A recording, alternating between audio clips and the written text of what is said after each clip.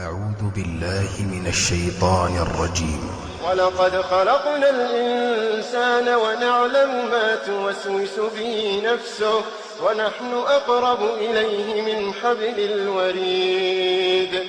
ولقد خلقنا الإنسان ونعلم ما توسوس به نفسه ونحن أقرب إليه من حبل الوريد. فإذا وفق الله جل وعلا عبدا من عباده إلى مثل هذا الخير فقد فاز بخيري الدنيا والآخرة.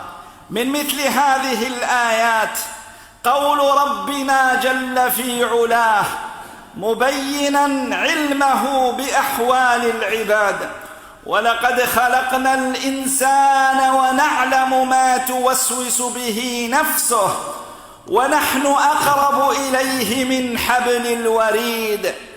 ولقد خلقنا الإنسان ونعلم ما توسوس به نفسه، من علم الله جل وعلا بعبده، لا أنه يعلم حاله وظاهره، إنما يعلم ما توسوس به نفسه، عليم بذلك جل في علاه، وعظمت قدرته تبارك وتعالى. ما يكون من العبد بعد هذا العلم وهذه المعرفة إذا أيقن أن ربه تبارك وتعالى عالم بحاله بهذه الصورة، أينفعه أن يختفي عند معصيته؟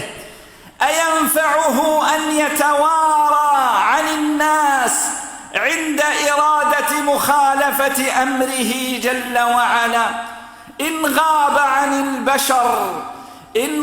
عن البشر وهم لا ينفعونه ولا يضرونه إلا بإذن الله، فما يفعل بعلم الله تبارك وتعالى به الذي أحاط بكل شيء علما، يعلم خائنة الأعين وما تخفي الصدور.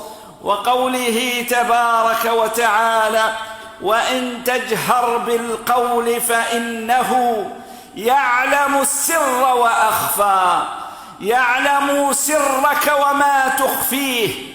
يا أيها العبد المقصر المذنب، إذا علمت هذا عن الله جل وعلا وأيقنت بهذه الصفة من صفاته تبارك وتعالى، لا يستقيم حالك ولا يصلح أمرك إلا أن تستقيم على مرضاة ربك جل في علاه. يعلم عنك ما تخفيه وما تبديه، ما عليك إلا أن تكون محققا لرضاه.